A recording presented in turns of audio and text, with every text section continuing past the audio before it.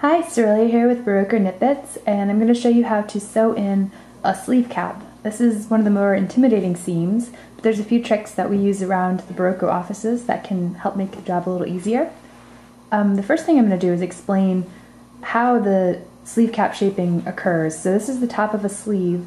Usually you're going to bind off a couple stitches to kind of make a notch, and then you're going to decrease and form a bell shape. So it just makes a nice curve. You bind off again at the top to kind of help that bell shape form. And this is, let's pretend this is your sweater. It's actually a swatch, but shows us what we need.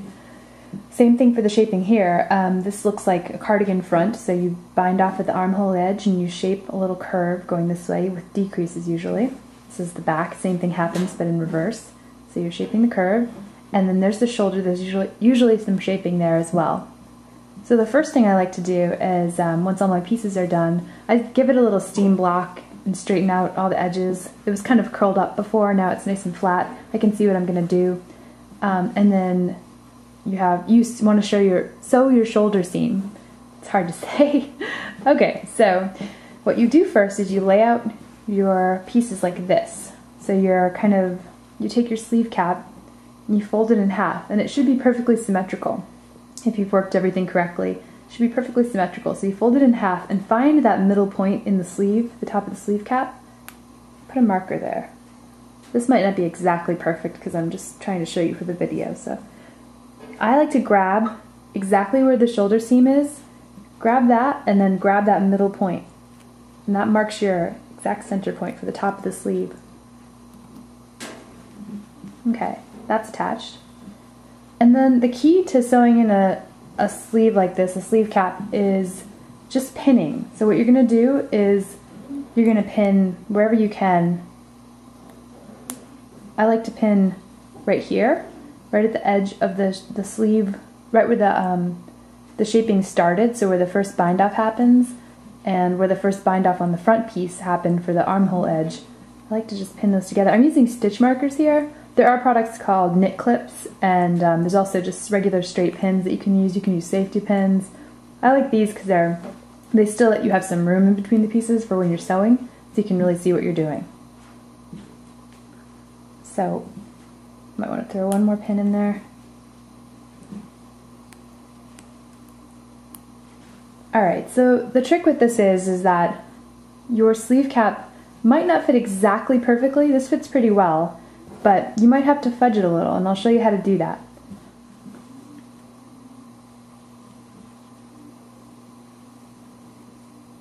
So the first step is to thread your needle and pull it through that center point. And here's an unusual thing. What you're going to do is you're going to pull the yarn that you're using to sew the seam so that it's equal, so that it's half of the yarn is on this left side and half of the yarn is on the right side. And that will allow you to use this yarn to sew this side seam and then this to sew the other seam. It just saves you from attaching more yarn later. It's a neater, more efficient way of doing it. So rethread your needle, and what you're going to do, let's turn it so we can see now. So as you can see, we've got the sleeve stockinette stitches going this way and this way on the body. So for a little while, you're going to be working, just get my finger, usually you want to work the decreases a couple stitches in, and that allows you to have a clean couple of stitches here to seam with. So I'm just going to grab my first stitch on this side. I'm going to go, oops, lost my needle there. I'm going to go under a bar just as like as though I'm doing mattress stitch. Then I go over onto this side, and I can't do mattress stitch because of the way the stitches are going. So what I'm going to do is I'm going to grab two V bars. I'm going to grab a V stitch. So let's see if I can do that and make it clear. Go right underneath both legs of the V and pull it. Don't pull it totally tight just yet. We're going to kind of go back and forth a few. And then I'm going to go over to the front piece, grab another bar. You can see that bar there, just like with mattress stitch. Pull it a little tight, and then go onto the next V. Right down, actually I think it's right there. Oops. Grab another bar, and then go right underneath the next V-stitch you can find. This doesn't always work out totally neatly, and what you have to do is you have to kind of figure how much you have to ease into the sleeve hole here. So if you notice that you have a lot more sleeve cap than this, you're going to have to maybe grab a couple stitches from here and only one from there. Alright, so what I did is I pulled the yarn a little bit to close up that seam. You can't really see it because I'm using a contrast color so you can see while I'm seaming, but you can see that it's actually nicely seated in there and you don't really see much of any of the yarn. So I'm going to keep going. There's going to be a point where you're basically sewing. I think I'm getting to that point almost.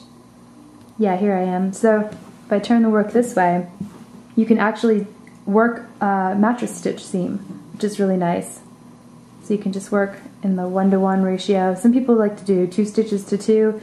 I think it's a lot neater to do 1-to-1. It gives you a little more fine-tuning adjustment if you need it for skipping. And let's see, take out your pin and take a good look at how much sleeve you have left and how much armhole here to fit it into.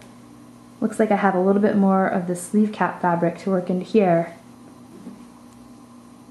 So what I'm going to do maybe is, instead of grabbing this bar, I'm going to skip this one. Oops, oh boy. And then grab one here. Pull that tight.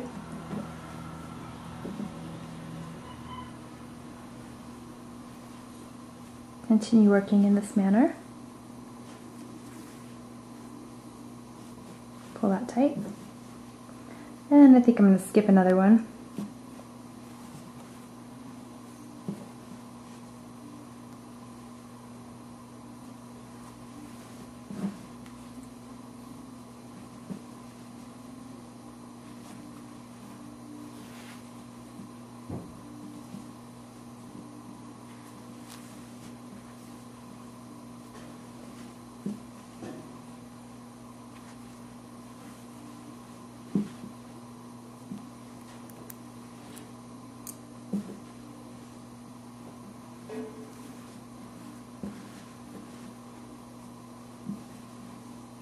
Okay, now I've gotten to my funny little, right here I can actually work a vertical graft, so I can work this almost like a shoulder seam. So I'm going to grab the V's here and I'm going to go under the opposite one on the other side. We have a video on working shoulder seams that'll be helpful if you don't know how to do this seam.